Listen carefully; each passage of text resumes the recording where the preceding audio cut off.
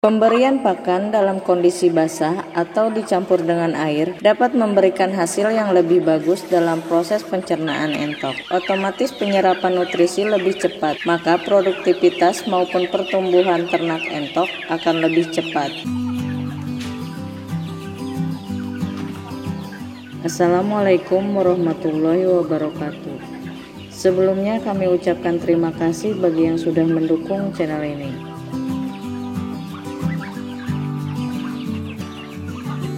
Cara pemberian pakan pada hewan ternak entok maupun ayam biasanya dalam bentuk pakan kering dan pakan basah. Sebelum membahas pakan basah, sebaiknya teman peternak mengetahui apa itu pakan kering dan pakan basah. Pakan kering adalah cara memberikan pakan tanpa dicampur air. Pakan kering biasanya berbentuk pelet, biji-bijian, dan tepung. Contoh pakan kering: konsentrat, pur, jagung, gabah, dedak, dan lainnya. Pemberian pakan kering biasanya satu bahan saja atau beberapa bahan pakan dicampur tanpa menggunakan air. Sedangkan pakan basah, pemberian satu jenis pakan atau beberapa jenis pakan yang dicampur dengan air. Meskipun kedua cara penyajian pakan basah maupun pakan kering sama-sama baik. Namun menurut kami, pakan kering lebih cocok dan disukai oleh entok yang berumur di bawah 1 bulan. Sedangkan pakan basah lebih disukai oleh entok di atas umur 1 bulan. Pemberian pakan dalam kondisi basah atau dicampur dengan air dapat memberikan hasil yang lebih bagus dalam proses pencernaan entok. Dengan pencernaan yang baik, otomatis penyerapan nutrisi lebih cepat, maka produktivitas maupun pertumbuhan ternak entok akan lebih cepat.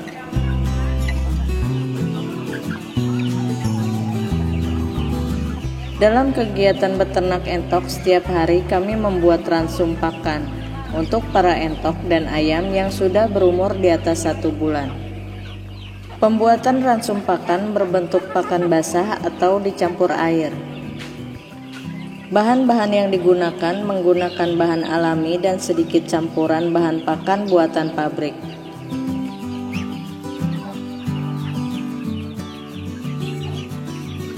Berikut bahan-bahan yang akan dibuat ransum pakan basah.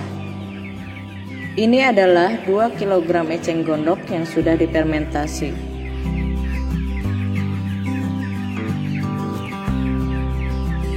Sedangkan yang ini 4 kg bahan pakan campuran, terdiri dari 3 kg dedak, setengah kilo konsentrat bebek, dan setengah kilo pur yang sudah diaduk rata.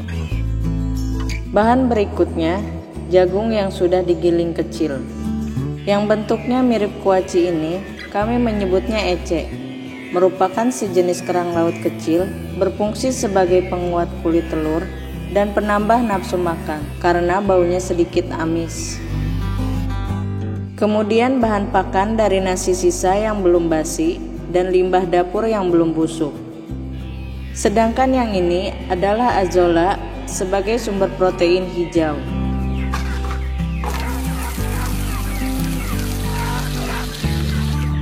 Sebelum membuat ransum pakan basah, air untuk mencampur disiapkan dengan menambahkan 1 gram pitaci, 1 tutup botol EM4, dan tetes tebu 3 tutup botol. Kemudian diaduk dengan air, kira-kira 3 liter air bersih.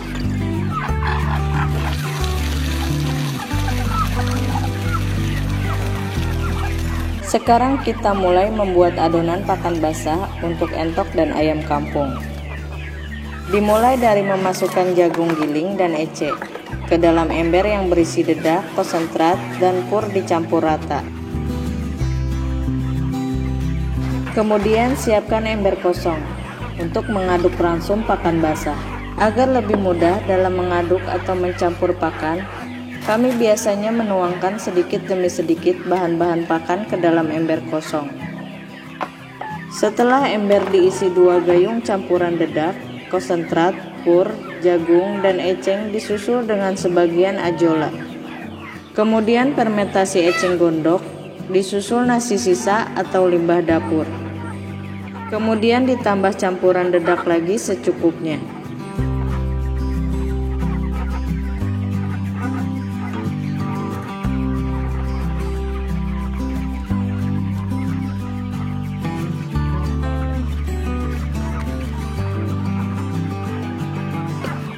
Sebelum pakan diberi air, biasanya kami mengaduk pakan tersebut sampai rata. Jika sudah yakin rata, barulah ditambahkan air campuran EM4 dan tetes tebu yang telah disiapkan sebelumnya. Kemudian diaduk sampai rata.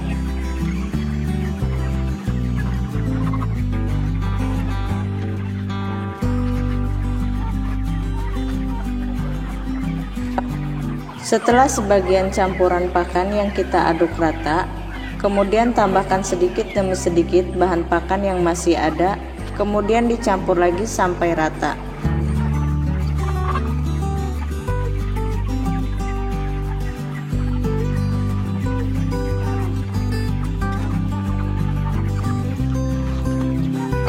Cara membuat ransum pakan basah dengan menambahkan sedikit demi sedikit bahan pakan seperti ini dimaksudkan untuk memudahkan dalam mencampur pakan dan hasilnya lebih maksimal tercampur dibandingkan dengan sekaligus mencampur bahan pakan. Selain itu juga agar tidak terlalu capek jika pakan basah yang kita buat jumlahnya banyak. Untuk penambahan air, usahakan tidak terlalu encer dan tidak terlalu kering. Cara mengetahui kadar air pada pakan basah yang disukai entok. Jika pakan tersebut diperas tidak mengeluarkan air lagi. Setelah pakan basah selesai kita buat, sebaiknya langsung diberikan pada hewan ternak kita. Karena jenis pakan basah tidak kuat bertahan lama dibanding pakan kering. Kadang pakan basah yang dibiarkan beberapa jam akan mengundang lalat dan bau tidak sedap. Bahkan tidak jarang jamuran jika terlalu lama dibiarkan. Dalam pemberiannya juga tidak boleh terlalu banyak, sebaiknya sedikit demi sedikit saja. Jika pakan sudah habis, ditambahkan lagi tidak masalah. Karena jika pemberiannya langsung banyak atau berlebih, biasanya mengundang lalat dan sering diceker-ceker oleh ayam jadi terbuang sia-sia.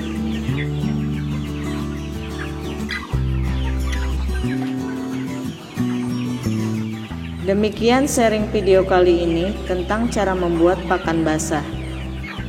Jika ada kesalahan kata maupun video yang kurang berkenan, mohon dibukakan pintu maaf bagi kami.